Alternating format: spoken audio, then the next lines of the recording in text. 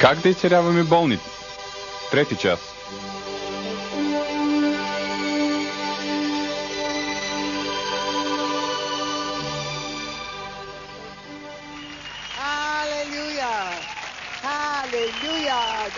Слава на Бога!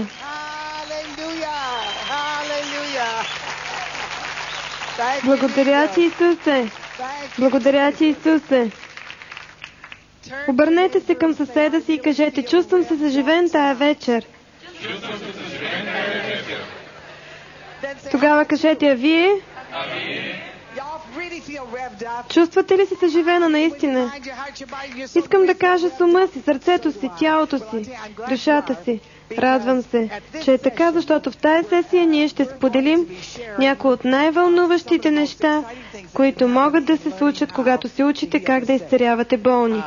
Ще говорим как растат крака и ръце. Ще ви го предам на съвсем технически език. Тази вечер ще ви покажем как да правите ТТТ, което е тоталната процедура. И ако не знаете какво е то, няма да разберете за какво говоря. Но ще ви научим. Преди да започнем, мисля, че е чудесно това, което Божието Слово казва, че повярвалите ще бъдат следвани от знамения и чудеса. Исус каза: знамения и чудеса ще следват тези, които вярват. Първото знамение, което Той посочи, е: в Мое име бесове ще изгонват. Второ знамение: нови езици ще говорят, кръщението със Святия Дух. Третото знамение, което Той казва: змии ще хващат. Ще хващаме този стар дявол Сатана и няма да се страхуваме, че той ще ни навреди. И четвъртото нещо, което Исус каза: на болни ще полагат ръце и те ще оздравяват. Знаете ли какво мисля, че е така чудесно? Ако си спомняте, едно от нещата, които казах предната вечер, е, че когато дойде някакъв сърдечен проблем, вие не можете да видите изцелението на този човек. Но Словото на Бога казва, че когато положа ръце на вас, вие ще оздравеете. Колко от вас изпомнят жената, която излезе за изцеление от сърце миналата вечер? Ще помоля Фей Хъмфри. Съпругът ти каза: ти също ела. Ще помоля Фей и нейния съпруг да дойдат тук и да ви разкажат съвсем накратко какво се случи. Какви лекарства сте употребявали и какво казаха докторите днес?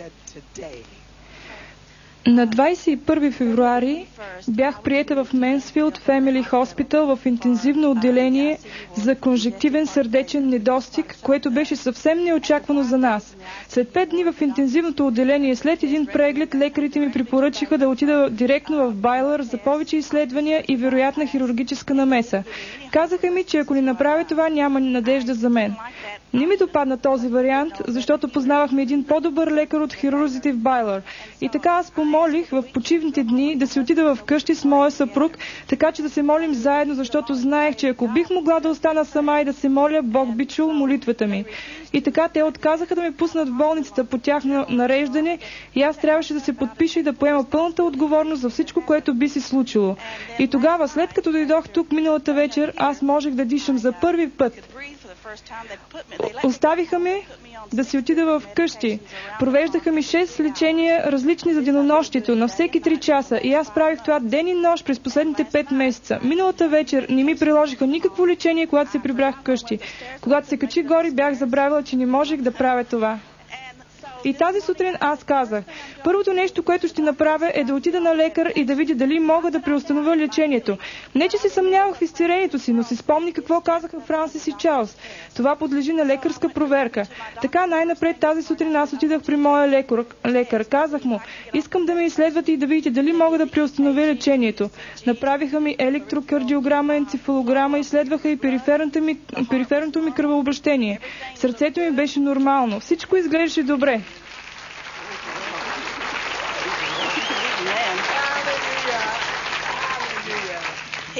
Спряха повечето от лекарствата, но тогава докторът каза: по-добре е да бъда малко предпазлив, тъй че продължи да вземаш по едно от някои лекарства на ден. А останалите съвсем ги спрях. Той каза: ще почакаме няколко дни преди да оставиш и другите. Аз благодаря на Бога за изцелителната сила на Исус Христос. И благодаря на Бога за хора като Чарлз и Франсис, които са чувствителни към Святия Дух и са готови да споделят това с нас. Хайде, той заслужава повече от това.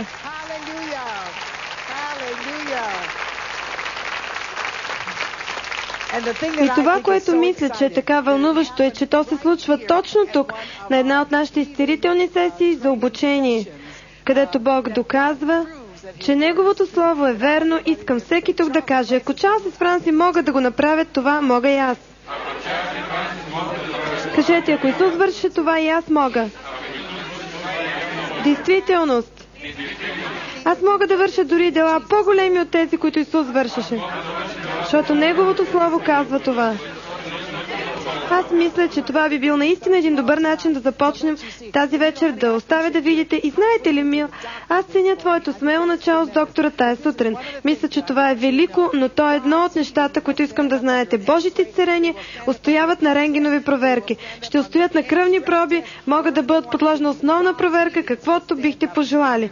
Божите изцеления ще устоят на това. Всеки път, когато съм била изцелявана, аз съм отивала пред доктора и съм била проверявана от него. Не, че съм се съмнявала, но знаете ли, чудесно е, когато може да кажете: лекарят каза, че съм напълно изцелена, точно както и пред теб. Лекарят е казал, че тя е напълно изцелена. Аз съм истински развълнувана, че мнозина от вас ще получат същото изцеление тази вечер. Някои от вас, които имат проблеми, ще бъдат изцелени тая вечер, защото тази вечер ще говорим, както казах, за ТТТ. Това е една от съществените части за учението за изцеляване на болните. Защото докторите не казват, че 85% от световното население има гръбначни проблеми. Искам да ви покажа това, защото мнозина казват: наистина ли толкова много хора имат гръбначни проблеми? Колко от вас някога са имали гръбначни проблеми? Вдигнете ръка. Дигнете ръка и ще видите, че това са поне 85% от хората, които имат гръбначни проблеми, и те, които нямат, просто не знаят това. Вероятно има голяма търпимост към болката. Не знаят, че имат гръбначен проблем. Една от причините да прекарваме толкова време за получаване върху това как да изцеляваме болните, че цялата ваша тежест и всичките ви двигателни сили са във вашия гръб. И когато гърбът ви престане да функционира, вие имате истински проблем. Едно от нещата, които научихме, е, че колкото повече знаем относно гръбнака, толкова по-подготвени сме да знаем как да се справим с проблема. Но както винаги казваме, когато се съмняваш, не спирай. Независимо дали ръка, крак и каквото и да е друго, продължавай, докато завършиш това, което всъщност си започнал. Сега Чарлз ще поговори с вас за малко върху гръбнака. Искам да отворите вашите книги, ако ги носите със себе си. Книгата "Как да изцеляваме болните". Искам да отворите книгата, защото там ще видите схема на гръбнака, която се намира на страница 209. Това е всъщност израстване на крака, измерване. Но в наръчника за изцеление погледнете на страница 50 и ще видите схема на таза, и на страница 64 цялата схема на гръбнака. Но сега искам да обърнете на 64-та страница от наръчника, която показва схемата на целия гръбнак. Интересното тук е, че всяка част от вашето тяло си служи с редица други части на тялото. С други думи, всеки прешлен на гръбнака ви влияе на едно или друго нещо. Има прешлени на върха, които влияят на врата, но ако слезете малко по-надолу, там има прешлени, които влияят на сърдечния мускул. Малко по-надолу гръбнака си служи с бъбреците и дълака. И така е додолу. Ето защо е важно да научите какво в действителност представлява гръбнакът и какво да правите, когато се срещнете с чудесната възможност да изцелявате болните. Това е забавно. Благодаря ти, Исусе. Искам малко да поговорим за вашия гръбнак. Най-напред, гръбначният стълб, цялата ви гръбначна система е изградена от малки кости, наречени прешлени. Между всяка от тези кости има малка възглавничка, наречена диск. Във всеки един от тези дискови има малка дупка, през която са прокарани стотици хиляди малки нишки, наречени нерви. Тяхната функция е да направи всяка част от тялото ви да се движи. Ако един нерв се повреди, тази част от тялото, до която достига нервът, няма да бъде нормална.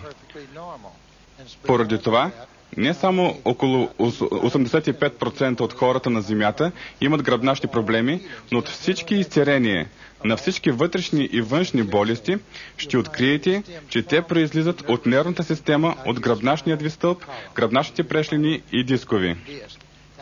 Това е в тази област, която ще изучим подробно, за да бъдете упорити и никога да не пропускате нито едно гръбначно изцерение. Когато постигнете изцерение на гръбнака, ще откриете, че и много други неща са изцерени.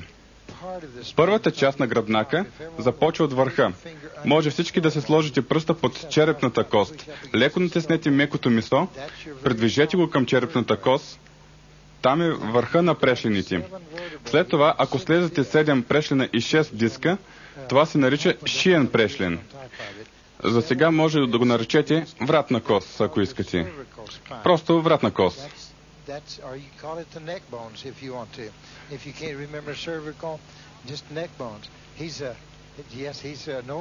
Да, то е.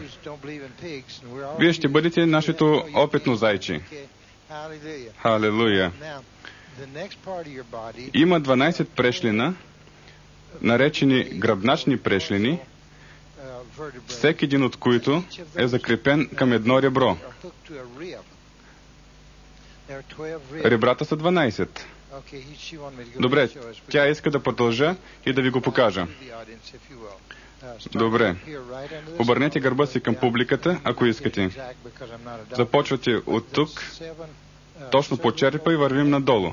Аз не мога да го научим точно, защото не съм доктор, но тези 7 шийни или вратни кости са точно тук. Тогава надолу, някъде в тази област, има 12 гръбначни прешлини.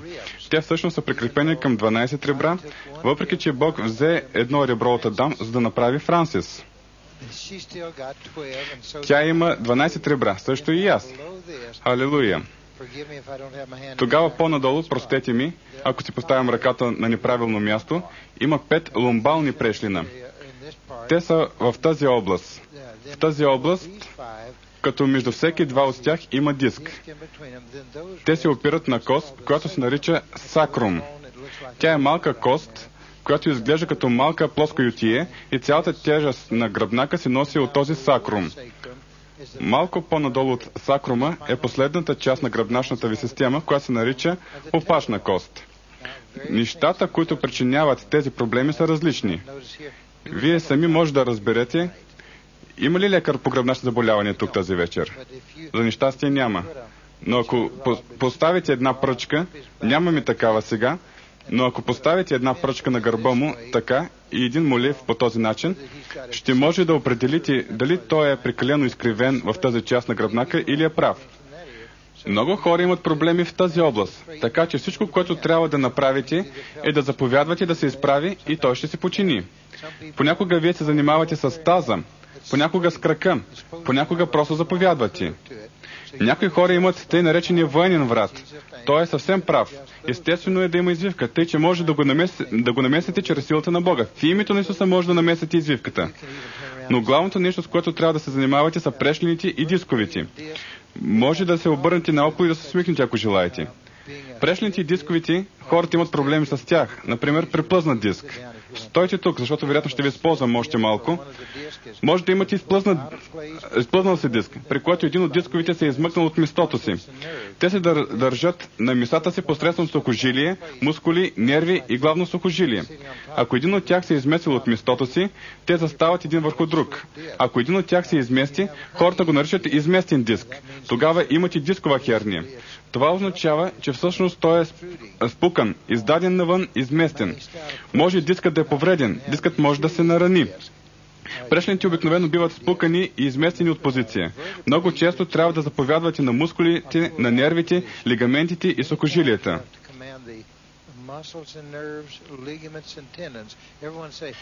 Всеки да каже мускули, нерви, лигаменти, сухожилия. Това са 4 неща, които обикновено държат всичко това в ред. Така, когато се занимавате с тях, не само заповядвайте дисковите на прешлените да бъдат изцерени и да вършат всичко необходимо, но тогава заповядвайте мускулите, нервите, лигаментите и сухожилията да оздравеят и да държат в този ред. Ако едно от тях е било разтегнато или изтеглено, заповядайте да се върне в нормалното си състояние и да бъде изцерено. То може да бъде притиснато при падане. Ако хората станат и кажат: аз паднах от едно дърво или от една сграда и се нарани гърба, имате смачкан прешлен. Те са били взаимно притиснати. Тогава кажете им да станат нормални в Исусовото име. Кажете им каквото знаете да правите. Помнете, вие имате власт на всички тези неща. Ще споделя едно малко чудо, което се случи неотдавна. Една наша приятелка се омъжи за един много прочут медицински доктор, който по това време не беше спасен.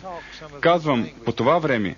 И така имахме привилегията да отидем в дома им една вечер и като разговаряхме, започнахме да употребяваме неговия език. Не, че можем да употребяваме медицински термини, но той разбра за какво говорихме.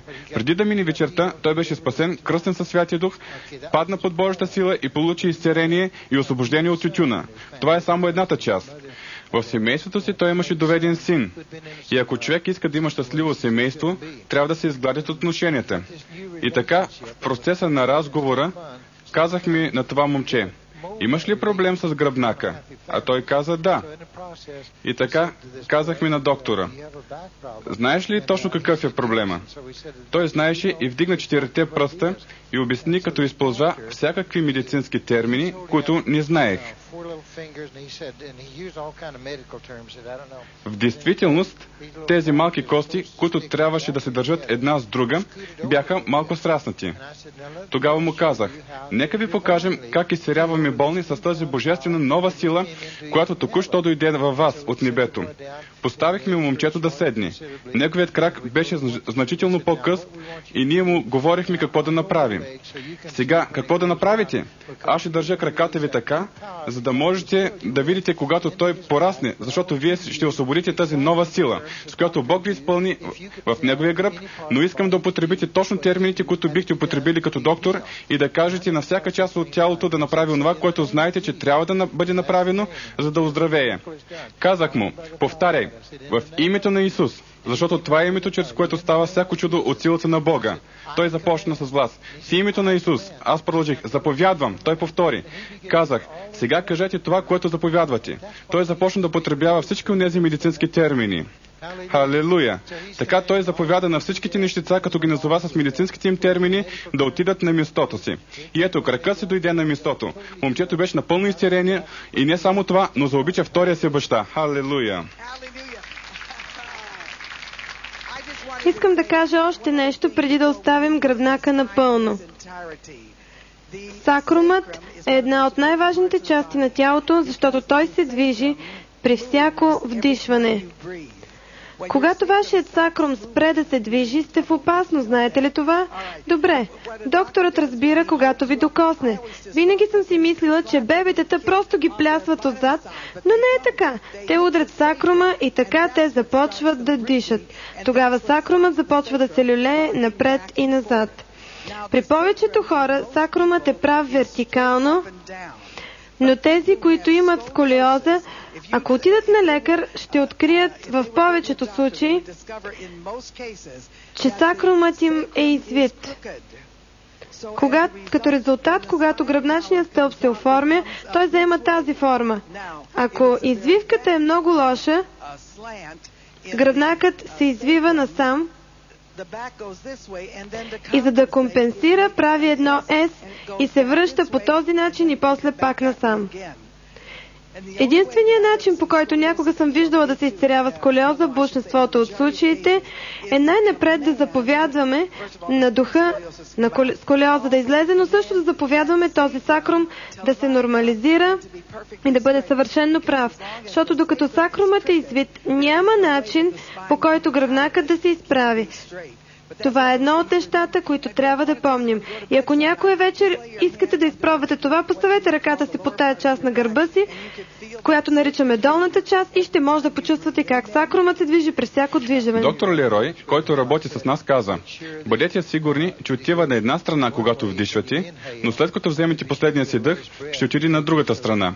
И продължи: бъдете много внимателни с последния си дъх. Халелуя! Внимавайте! Благодаря ти, Исусе. Добре, това, което ще направим, когато ще ви покажем това, ние искаме да обхванем 4 области, които наричаме вратна процедура, израстване на ръце, тазова процедура, израстване на крака, въпреки че това не е буквално израстване на ръце и крака, а просто гръбнака се намества и когато това става, краката и ръцете ще заемат нормалната си позиция. Ще се занимаваме с целият гръбначен стълб, но ще използваме живи модели. Те не са измамници, те не са се кандидатирали, но ние открихме, че тази вечер има хора от всякаква ситуация и ще ги вземем, за да им послужим за изцеление и нека всеки да види точно как да приложи това. Франсис, елай прочети това от изцелителната книга. Запомнете, че Бог е пълновластен и това, което ние учим, не е наука или нещо подобно, но прочети тази малка част. Тя е в началото на наръчника за изцеление. Това, което казваме в тази книга и това, което ще кажем тук, е, че нашето поучение подлежи на промяна според новото знание и новото разбиране, което Бог ни дава. Това не е книга на доказана наука, нито пък тези поучителни сесии, но просто едно предложение как да определим и служим за разрешаване на различни изцелителни проблеми, душевни и физически. Най-напред ще вземем вратните. Ще започнем от върха и ще вървим надолу. И така, аз мисля, че тази жена има проблем и с врата. Има ли някой друг, който е бил избран? Причината да избираме е да спестим времето на видеото.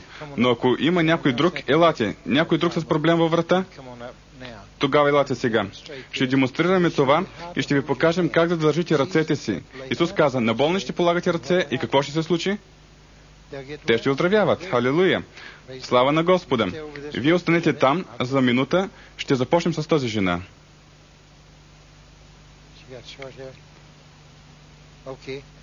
Първо ще демонстрирам на нея и тогава на вас. Какъв е вашия проблем с врата?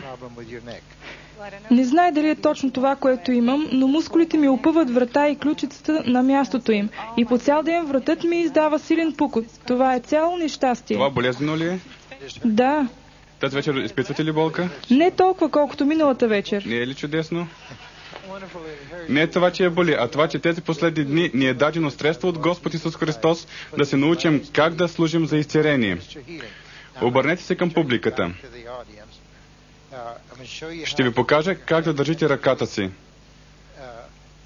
Поставете най-големия си пръст точно под черепната кост. Сложете останалите пръсти на двете ръце точно тук, на гръбначния стълб. Окей. А сега се обърнете настрани.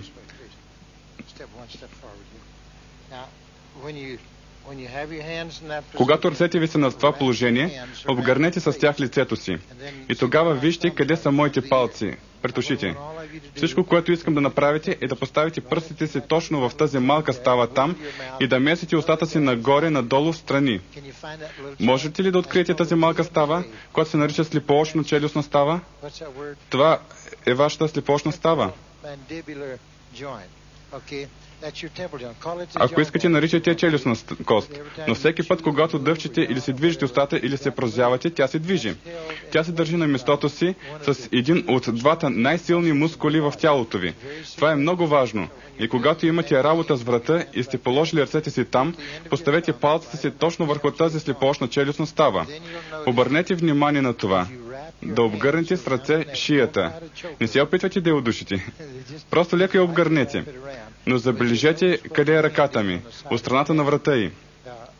От едната страна, точно тук долу, най-голямата шийна артерия, от двете страни позволява на кръвта да протича в мозъка. Слизайки надолу, от едната страна е разположена цялата нервна система. Докосвайки кръвоносната система, докосвате слепоочно-челюстната став, прешлините и дисковите на врата.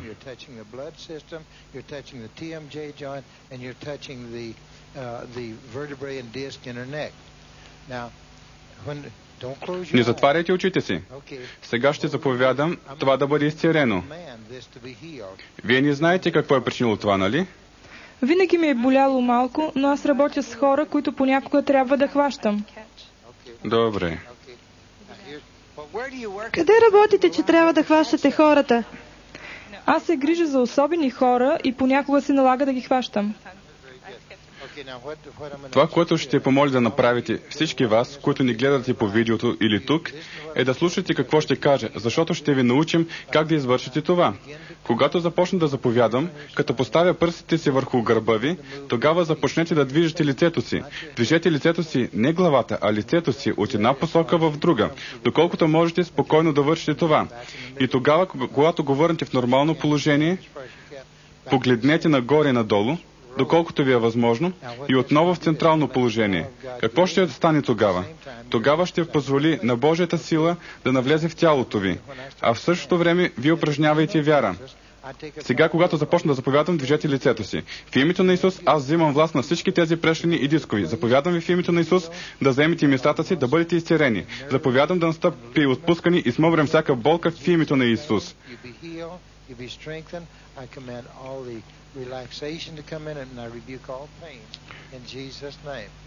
Сега опитай, кажи, благодаря ти, Исусе. Благодаря ти, Исусе. Движете го добре.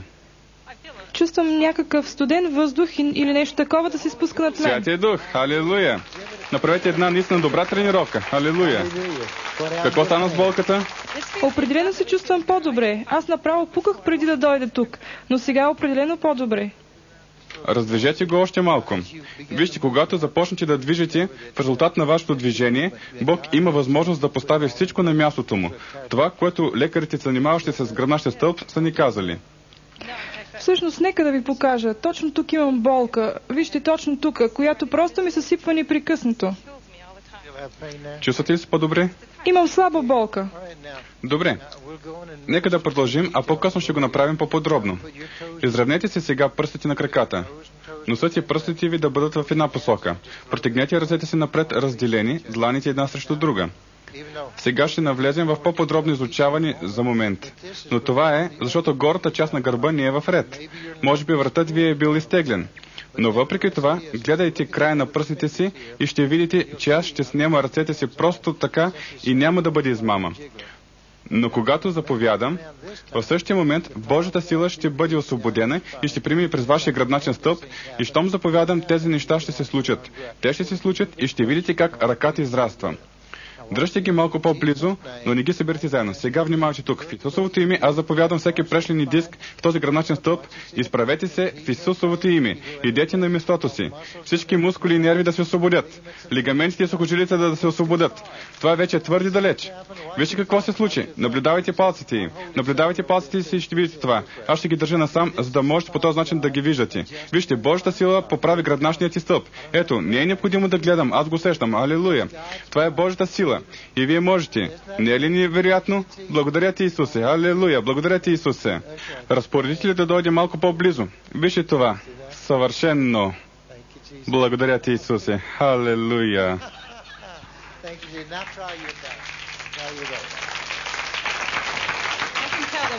Мога да ви кажа мигът, в който се извих. Бях изкривена и от тук беше невероятно направо. Да. Съжалявам, но сега ще се молим за нейния нос. Хайде да дадем на Исус голямо ръкопляскане. Алелуя! Искам да подчертая една точка, която Чарлз засегна. Забелязахте ли, че първото нещо, което той накара да каже, беше благодаря ти, Исусе? Това са трите най-важни думи в света. Дори преди какво стана с болката, трябва да каже благодаря ти, Исусе. Това са най-важните три думи в света и най-трудните за повечето хора.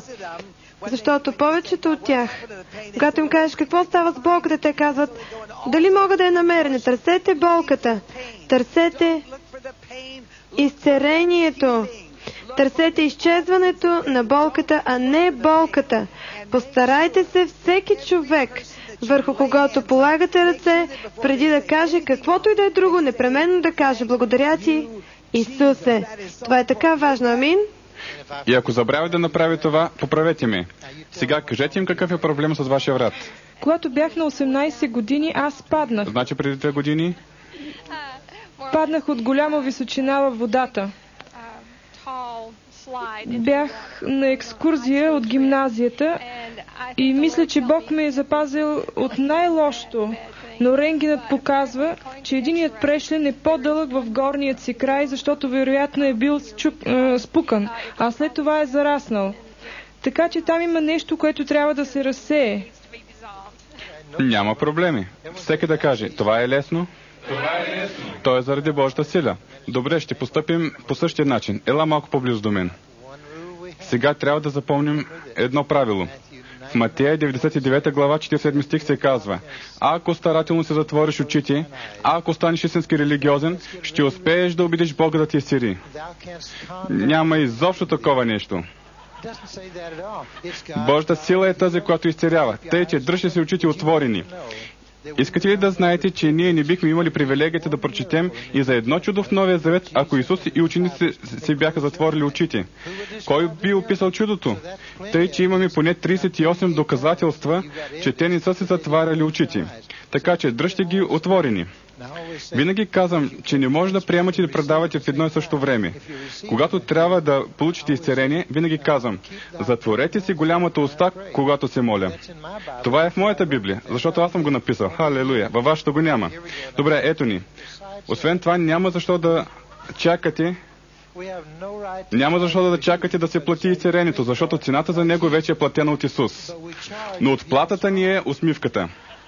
Може ли да си представите един доктор да успее да я изцели напълно след толкова години? Искате ли да им кажете колко години? Много. Много години. Ако лекарите бяха казали: най-накрая знаем точният начин и ще ти дадем безплатно лечение, то няма да боли, ще бъде само за миг и няма да ти струва стотинка. Може ли да си представите да кажете: докторе? Не, вие ще си усмихнете и ще кажете: о, докторе, благодаря ви, благодаря ви, благодаря ви. Тъй, че усмихнете се на Исус. Добре, продължаваме. Запомнете моите указания. Отпуснете врата си и когато започна да заповядвам, тогава започнете да движите лицето си на една страна, после на другата, нагоре, надолу и после го завъртете. Готови ли сте? В името на Исус аз заповядам този удължен прешлен да се върне в нормалното положение и да стане нормално дълъг и излишната дължина да бъде премахната в името на Исус. Заповядам прешленът да вземе точното си положение, да бъде освободен в името на Исус. Заповядам мускулите и нервите, лигаментите и сухожилията да бъдат изцелени.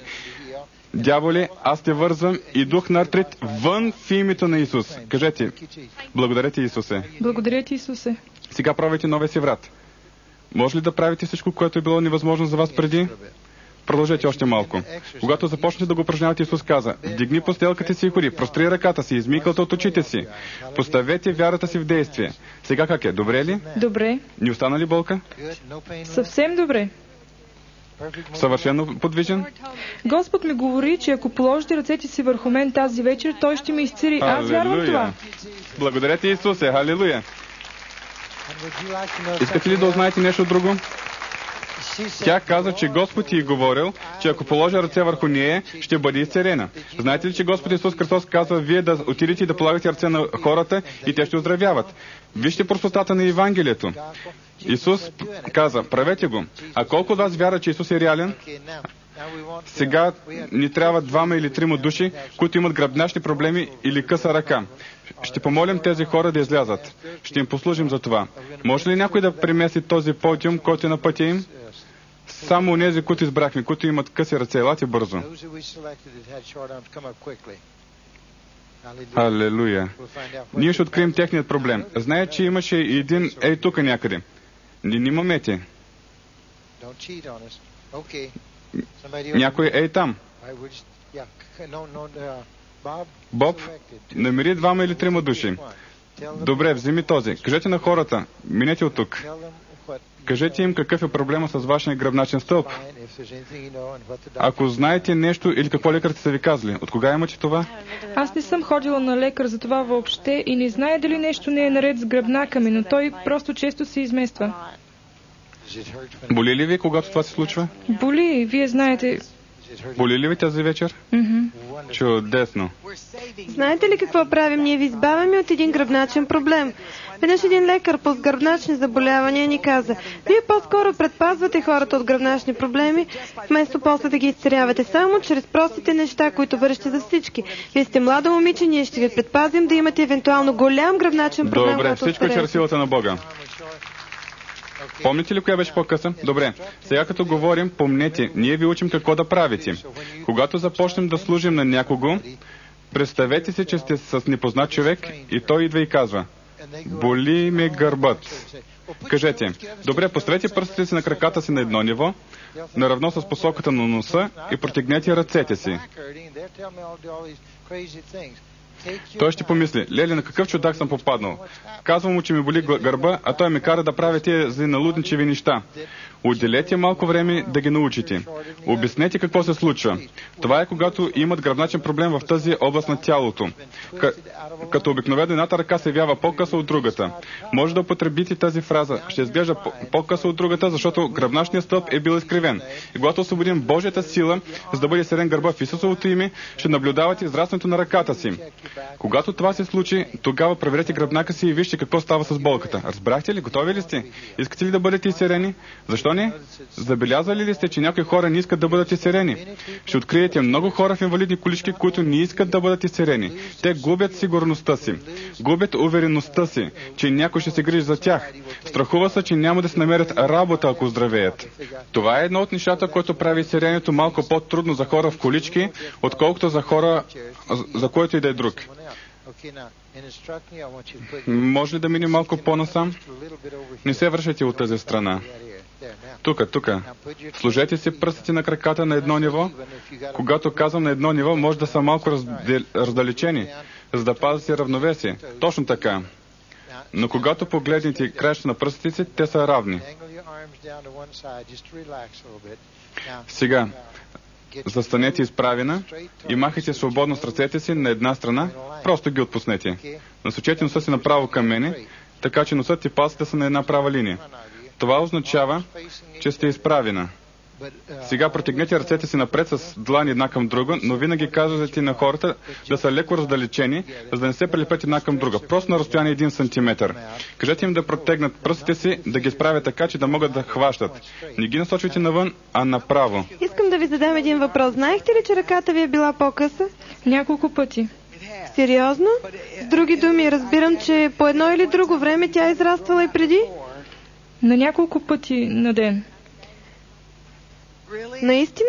Добре, тогава ще заповядаме да не ви създава повече проблеми, нали? Също много пъти, когато заповядаме ръката да порасне, това става, но гърбът не получава изцерение.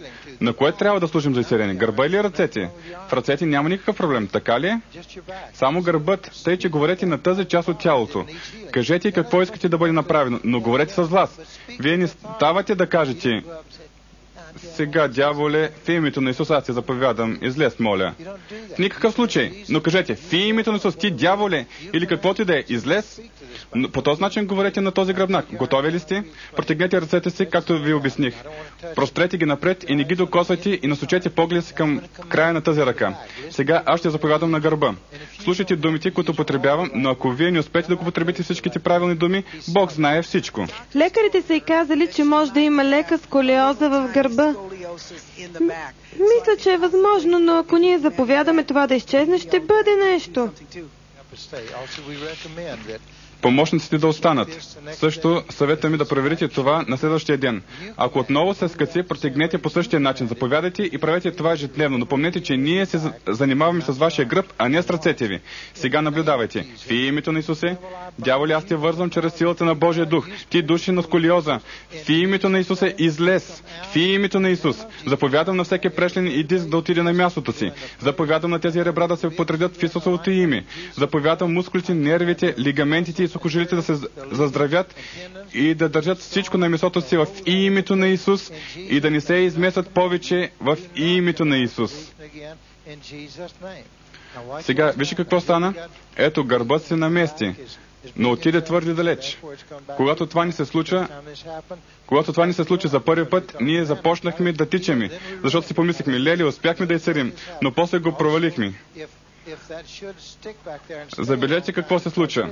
Дори това да иде там, да остане по-дълго и да започне да боли, имаме власт да заповядаме да се върне обратно, когато пожелаем.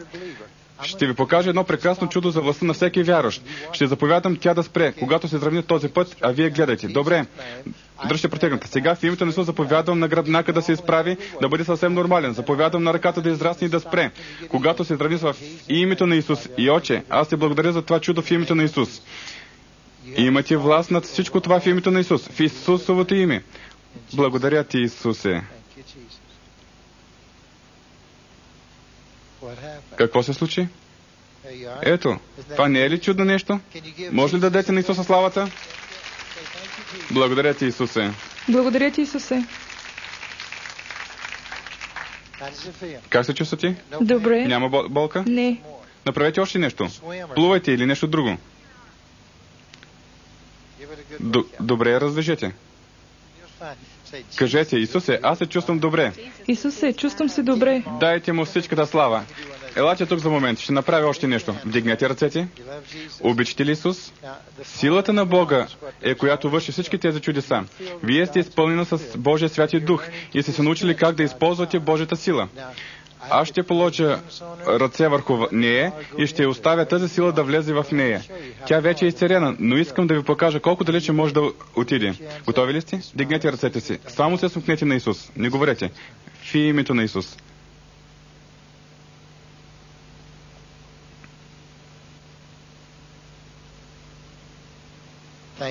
Благодаря ти, Исусе. Халелуя. Дайте на Исуса славата. Благодаря ти, Исусе. Силата на Бога е най-грандиозното нещо. Сега разбирате защо хората, които се доближаваха до Петър и неговата сянка ги докосваше, биваха изцерени. Не ги изцеряваше сянката. Това винаги е Божията сила, винаги името на Исус. Но те са издърпвали силата толкова силно, че дори на разстояние няколко стъпки са получавали енергията на Бога в телата си и са оздравявали. Халелуя! Благодаря ти, Исусе. Тук имаше няколко човека с покъси ръце. Искам всички да станете. Всички станете. Не, всички, които имат покъси ръце, когато ги мерихме преди малко. Всеки, който има покъс ръка, искам да стане добре. Искам да направите точно каквото ви кажа, защото Бог може да ги удължи всички едновременно. Колко от вас знаят това? Виждате, толкова често си мислим, че Бог има, че просто трябва да отидат при някой, който знае какво прави, тогава Бог ще го изцели добре. Изравнете пръстите на краката си, пръстите и носа ви да са в една посока. Добре, с други думи, Чарлз им показа за какво говорим. Вижте, ако носът и палците ви не са в една посока, вижте какво може да се случи. Може да стане така, че ви да се стори, че има нещо нередно, когато няма. Причината да искаме да отпуснете раменете си е, понеже ако имате някаква стегнатост в раменете, тя е възможно да създаде проблем или да прилича на проблем, а всъщност да не е. Така че просто ги отпуснете малко добре. Сега вдигнете ръцете си напред, дланите една към друга на разстояние около 1 см. На разстояние 1 см. Искам да излязат двама души тук. Искам да излезете малкото момиче с червено-бялата дреха и да излезе момичето с белия костюм. Искам да протегнете ръцете си, качете се тук на платформата, скъпа, едната ръка наистина е по-къса. Искам да останете и да наблюдавате. Коля от ръцете ви е по-къса, добре. Протегнете я. Коя е по-къса? Добре, сега протегнете я. Да виждаме. Добре. Също е протегнала. Едната е по-къса. Ай, какво е това? Колко от вас знаят, че младите хора често имат гръбначен проблем? И този е начинът да прекратим наличието на такъв проблем. Всички опънете ръцете си напред и искам всеки да гледат другия. Когато ръката, която наблюдавате, започне да пораства, искам да изпляскате с ръце, защото ние не можем да видим всички от тук. Искам така да изпляскате, че да разберем къде са пораснали ръцете, нали, Чарлз? Добре, нека всички седнали да гледат тези, които са прави. Ако трябва, гледайте ги и двете едновременното. В името на Исус взимаме власт и надмощие над тези гръбначни стълбове. Заповядаме да се изправят в името на Исус. Всяка повредена част, заповядаме да се бъде изцерена. Прешлени, дискови, мускули, нерви, лигаменти, сухожилия, изправете се. Всеки дух на артрит, излез в името на Исус. Сега ръцете да пораснат навсякъде из цялата публика. Всяка ръка да порасне в името на Исус. Всяка ръка да порасне в името на Исус. Благодаря ти, Исусе. Благодаря ти, Исусе. Добре, Сега проверете ръцете си и ако ви изглеждат равни, седнете. Да видим какво е направила мощната Божия сила, така ли е? Имате ли гръбначни проблеми? Да, в четвъртък ходих на доктор по гръбначни заболявания. А какво каза той, че не е наред? Той каза, че вторият, шестият и десетият ми прешни са изместени. Едното ми бедро е по-високо от другото и сакрумът ми е извит неправилно. Искам да се справите тук, понеже тя каза сакрумът или таза. Малката кост. Той каза, че когато седна, трябва да се извие по този начин, а тя се извива неправилно. Трябва да е вашата опашна кост, нали? Защо не седнете? Може да използваме това за друг експеримент. Благодаря ти, Исусе. Основно това е, което трябва да правите, когато изсерявате горната част на гърба. Може ли да спрете сега служението в публиката? Просто спрете служението. Ще се върнем на нещо, от което ще се нуждаем по-късно. Вие може да останете. Имаме достатъчно изсерителни екипи тук. Има още 2-3, но нека ни отнемаме времето да го направим пред публиката. Просто се обърнете към изсерителните екипи. Всичко, което трябва да направите в край на събранието тук е да кажете: някой да дойде да ми изсери, и те ще дойдат. Вие ще бъдете атакувани, защото тези екипи обичат да служат за изсерение. Сега запомнете, че сте достатъчно умни и запомнете, че когато се занимавате с очни проблеми в ушите, устата, челюстните кости или друго подобно, вие имате работа с шийните дискови. Ако се занимавате с някоя вътрешна част, сърце или някакъв друг орган, аз не зная къде са всичките те, но вие имате черен дроб, бъбрици и други подобни в тази област, панкреас, заболяванията, които или могат, или не могат да бъдат причинени от прищипани или повредени нерви, или от дефектен нерв. Причината може да е друга, но може и да бъде от това. Така и вие ще се занимавате в тази област на вашето тяло по отношение на вътрешните части, които са включени в нея. Ако слезете в тази област и долната част на гърба, ще имате работа с пикочния михур, женските и мъжките полови органи, простатната железа и други от тази област. Тогава продължавате до най-ниската част на гръбначния стълб. Като удължавате крака, вие се занимавате с вашите крака, колени, ходила и така нататък. Сега ще вземем един тазов проблем. И аз имам чувството, че вие може да имате този проблем. Тазов, ще ви обясня това. Ако имате наръчника за изсерение, погледнете на страница 50 и ще видите една картина. Тазът се състои основно от две кости. И вие може да ги наричате седалищни кости, които са много подобни на пеперуда. Тези кости могат да се изместят и едното бедро да слезе по-ниско от другото. Възможно е те да се обърнат навътре, при което е вероятно краката да са криви. Ако са обърнати навън, твърде вероятно е да ходите като пати. Има и други проблеми. Ако имате плоско ходили, вашите лигаменти са повредени от начина, по който стоите, изкривяване в гърба. И вие може да стоите и да движите гърба си и да чувствате.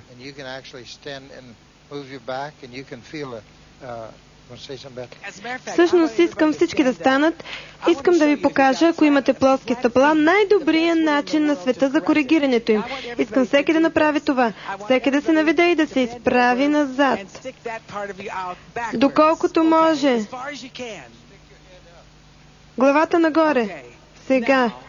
Какво стана с болката в краката ви? Тя намаля. Добре. Искам да станете по този начин и да видите какво става с болките в крака ви. Какво правите? Вие заповядвате на гърба да се оправи. Хората, които са дюстабан, обикновено не са в най-добро състояние, защото са леко прегърбени. Но този е начинът да познаеш дали имаш или не дюстабан. Този също е начинът за тяхното коригиране. Заповядаш този гръб да вземе подходящо място. Седнете. За описание на таза, може да поставите ръцете си в горната част от двете страни на тазовите кости или бедрените кости, ако искате да ги наричате така.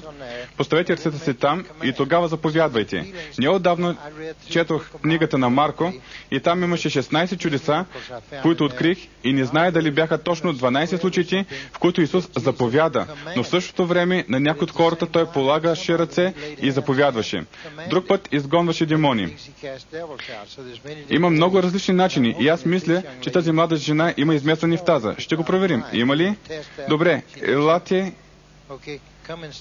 и застанете с лице към мен и с гръб към публиката. Моля ви. Поставете ръцете си. Може да ги положите точно върху бедрената кост.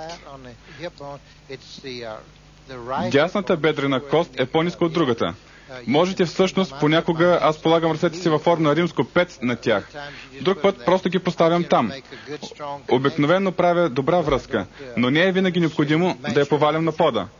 Сега наблюдавайте ръцете ми и ако може да виждате изместването на тазовата област, изправенето на долната част на гръбнака и как дясната част на таза ще се вдигне, а лявата ще слезе малко по-ниско. В името на Исус, аз заповядам тези тазови кости да заемат точното си положение. Можете ли да видите това? Аз го чувствам. Аз не знае дали виждате или не, но то се измества. Съвършенно. Чувствате ли? Да. Алелуя! Не е ли чудесно? Това е силата на Божия дух. Но вие трябва да освободите тази сила, да я пуснете, за да действа. В името на Исус. За мен е съвършено нормално. Имате ли болка в гърба си? Да, аз... Раздвижете се добре. Чувствам се добре, чувствам се великолепно. Благодарите Исусе. Дайте на Исуса славата. Алелуя! Търся някои женски проблеми. Женски проблеми. Тя има 49 неща. Какво ли не? Жестоки менструални болки, мигрена, раздразнителност, хипоглицемия, ниска кръвна захар, повърхностно дишане, умора. Те са безброй. Колко от вас вярват, че тя може да бъде освободена от всичко това наведнъж? Ще ви кажа това. Повечето от тези нейни проблеми са причинени от две. Всъщност най-вече от едно нещо. И това е изместването на тазовата област. Нека да обясня това. Ние не знаем какви са причините, но според общото схващане и според това, което сме научили от лекарите, въпреки че не сме получавали докторска квалификация, само от обикновено знание, те се дължат на това. Аз не искам да мислите, че предписваме лекарства или поставяме диагнози. Не. Когато служите на хората, освен ако сте дипломиран медицински доктор, практикуваш в областта, в която и вие работите, не поставите диагноза на пациента, не му казвате да отиде на лечение или да продължи лечението. Никога не сваляте шините скоби или някакъв вид медицинска помощ, която е била назначена от лекарите. Никога не ги сваляте. Ако хората сами ги махнат, това е велико. Може само да предложите, ако искат да го направят, но не прилагайте медицинско лечение, ако не сте квалифициран лекар и то в областта, в която работите в момента. Тя вече ми каза какъв е проблема и аз не съм поставила диагноза, дадох и моето мнение, откъде идват тия неща. Мигрената може да идва от врата. Затова ние искаме да се занимаем с врата много бързо. Също ще обърнем внимание на тази, защото повечето от другите й проблеми произлизат от тазовата област. Чарлз ще се занимае с врата и то точно сега. В Исусовото име аз заповядам прешлените и дисковете да се оправят съвършено, мускулите, нервите, лигаментите и сухожилията да бъдат нормални във всяко отношение. В Исусовото име смъмрям тази болка в главата, всяка мигрена, ти души на мигрена, аз ти заповядам да излезеш в Исусовото име. Кажете, благодаря ти, Исусе. Сега протегнете врата си. Елате малко по-горе, защото искам да ви послужа за изцеление на таза точно сега, тъй като вашите женски проблеми и много други в тази област идват от таза, който не е в ред. Много е лесно да си коригира това, само ако го разберете. Добре, преместете цветята за момент. Аз мисля, че това би било добра идея. Във всеки случай, вие сте по-хубава от цветята. Чарлз, би ли задържал това? Добре, сега аз просто ще... Как мислите, ще ви бъде ли удобно, ако свалите сакото си? Защото искам да видите това. Всичко, което ще направя, ще поставя ръцете си в горната част на тазовете и кости и още сега мога да ви кажа, по начина по който усещам това, че лявата ви страна е с около 2 см по-висока от другата. Знаете ли това? Не. В името на Исус аз заповядам тази лява страна да се смъкне, а дясната да се издигне и вие усещате, трябва да видите израза на лицето й. И тази дясна страна да се дигне в името на Исус. Заповядвам всеки един от женските органи да вземе мястото си, заповядвам цялата тази тазова област да се премести на мястото си, докато всеки орган се намести точно там. Правили ли сте това? Не. Това ти ли правиш, Франсис? Трябва да е бил четвъртият мъж от огнената пещ. Халелуя! Отче, аз ти благодаря точно сега за това, което вършиш, за всичко, за тия женски органи, Отче. Тя също каза, че иска бебе. Твоето слово казва, че отробата на децата ти никога няма да бъде безплодна и ще направиш безплодната жена весела майка на много деца. Изисквам бебе в тая отроба съвършено, здраво да се роди в рамките на 1 година в името на Исус. Ако са близнаци, трябва да ги наречете Чарлз и Франсис. Алелуя! Ако са близнаци, трябва да ги наречете Чарлз и Франсис. Бихте ли донесли стола там? Малко по-далеч. Донесете стола. Донесете стола малко по-насам. Не сме ви учили за краката. Сега това беше тазовата област. Помнете, че ръцете ви са върху таза. Какво ще заповядате? Каквото знаете, трябва да го направите. Как да откриете къде е проблемът? Питайте ги дали знаят. Питайте ги какво са им казали лекарите и може да се наложи да задавате много въпроси, защото това може да бъде някакво старо нараняване и те да са го забравили. Така че задавайте много въпроси, колкото се сещате и тогава кажете. Може ли се спомните нещо друго нередно в тази част на вашето тяло, гърба или друго? Има ли сте наранявани? Имало ли някакво нещастие? И докато задавате въпроси, те ще ви казват без вие да поставите диагноза. Халелуя! Сега тя има... Аз проверих крака и преди малко. Единият ти крак е около 2,5 см по-къс от другия. Ще ви обясня защо кракът е по-къс. Ще се опитам да махна сакота си от пътя. Благодаря. Сега съм на сватба. Тя ми държи булото. Ако се занимавате с крак и ако имате изкривен гръбнак, забележете как той опъва единия крак от земята. Начинът, по който измерваме това, мога ли да направя това по този начин? Всеки да погледне края на ногтите си. Представете си 2 малки усмихнати лица, с очи, нос и уста усмихнати. Едното е на момиче, другото на момче. Сега искам да обърнете палците си до там, че да се гледат право в очите. Бъдете сигурни, че кокълчетата и края на палците се докосват и ги насочете право надолу. Сега нека момчето и момичето да се целунат. Точно този е начинът да държите ръцете си върху вътрешните кости на глезените. Сега, ако прекарате ръцете в това положение надолу, така че върхът на ногтите на палците да докосне най-издадената точка на глезените отвътре, тогава ще можете точно да измерите и да кажете дали единият крак изглежда по-къс от другия. Нека да направя това. Тогава заповядайте. Вижте, нейният е поне с 1 сантиметър или повече по-къс. Сега в името на Исус, аз заповядам този по-нисък гръбнак да се изправи и да остане по този начин. Заповядам лигаментите, които държат тези яйчници на местата им. Заповядам ви да се отпуснете и да останете в това положение и да бъдете изправени така, че тя да няма вече тези болки. Благодаря ти, Исусе. Благодаря ти, Отче. Благодаря ти, Исусе. Сега хубаво проверете гърба си. Халелуя! Може ли да дадете на Исус голямо ръкопляскане? Халелуя! Благодаря ти, Исусе! Направете всичко това заедно и направете тоталната процедура. Халелуя! Хайде, нека наистина да чуем това за Исус. Алелуя! Слава, слава, слава! Алелуя!